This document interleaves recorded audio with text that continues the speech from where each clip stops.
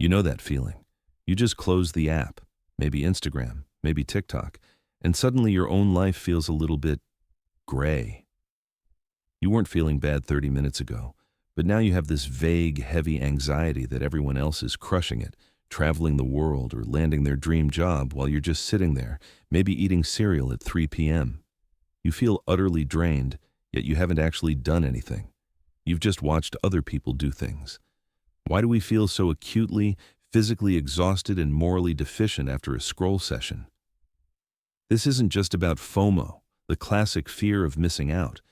It's something deeper, something we can call the psychological cost of the highlight reel. It's the feeling of being insufficient now globally. If you feel like your existence is consistently lacking after engaging with engineered perfection, stop blaming yourself for being lazy or ungrateful. You are experiencing the psychological fallout of optimized digital comparison, and it's built right into the platform. This isn't a character flaw, it's a predictive algorithmic trap, and understanding the science behind it is the first step toward getting your mental real estate back. Here's the behavioral truth. Social media exploits three core psychological mechanisms simultaneously, turning your brain's natural comparative instinct against you. The first is the simple yet brutal dopamine loop. When you scroll, you're not looking for meaning. You're looking for that unpredictable hit of novelty, that unexpected laugh, that satisfying little like count changing. This is what behavioral scientists call a variable ratio reinforcement schedule. It's the same mechanism casinos use. You don't know when the reward is coming, but because it sometimes does, your brain keeps rewarding the seeking behavior, not the finding behavior. This means you're biologically incentivized to keep searching, to keep scrolling, to keep seeking external validation, even when that search leaves you feeling empty and restless. The scroll engine is optimized for engagement, not for fulfillment. Second, and this is the heavy part, let's talk about reference points. Your brain is a comparative machine, constantly evaluating risk and reward. It asks, am I safe? Am I successful? How am I doing relative to the group? In the historical physical world, your reference group was maybe 150 people, your family, your immediate village, your community. The standards for successful were localized and attainable. Today, thanks to the algorithm, your reference group is a curated, infinitely updated selection of the most statistically rare peak moments achieved by the most successful, most beautiful, or most outrageously lucky people on the planet. And the algorithm presents this data not as exceptions, but as everyday normal.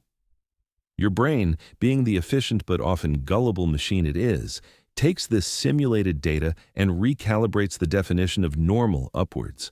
It says, okay, that is the baseline for a successful life now. Constant travel, perfect fitness, perpetual novelty. When you log off and look at your real, perfectly normal, un-airbrushed apartment, your brain sounds a massive internal alarm. Warning, you are catastrophically behind. You are failing to meet the reference standard. This massive gap between the simulated normal and your actual reality is precisely where that crushing, lacking feeling, that inverse FOMO, is born. It's not a rational deficiency. It's a neurological error caused by skewed data input. And finally, there's the cognitive illusion of success exposure. We are confusing exposure to success with achieving success. When you watch someone expertly complete a complex task on TikTok, your brain experiences a miniature second-hand hit of accomplishment. You saw the outcome, and there's a flicker of reward associated with that viewing. But in reality, you expended zero effort. The immediate availability of constant, high-quality, simulated engagement, watching someone else's performance, actually siphons off the energy and motivation needed for your own real-world effort. Why bother tackling that hard project when I can get an immediate low-cost psychological reward just by watching someone else slay it? This substitution of low-effort, simulated connection for high-effort, meaningful connection is the ultimate reason why you feel empty. You traded 45 minutes of potential real-world achievement for 45 minutes of observing highly edited, unrealistically positive performances. It's the psychological equivalent of eating empty calories. You feel full temporarily, but fundamentally malnourished. So how do you stop letting a few squares of content derail your entire day? The first step is radical recognition. When that heavy, lacking feeling hits, that specific hollow sensation, don't suppress it. Name it. Say, there's the algorithmic comparison trap. Hello, old friend. Remind yourself that the feeling of "I should be doing more" is a manufactured psychological reaction, not an accurate reflection of your actual life progress. Secondly, start differentiating immediately between inspiration and comparison. True inspiration motivates you towards actionable goals. It feels empowering and gives you energy to take the first step. Comparison leads only to paralysis, envy, and that hollow, burnt-out sensation.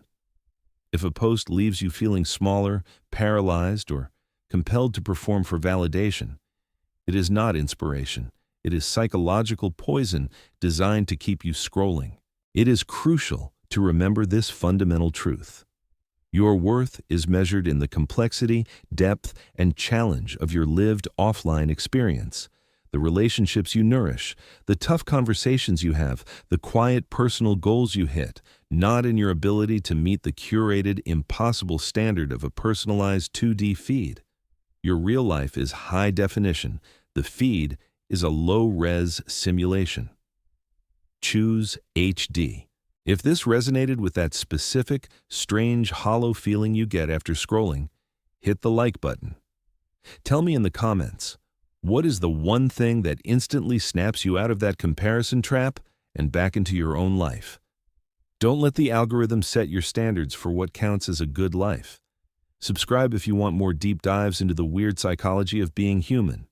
See you in the next one.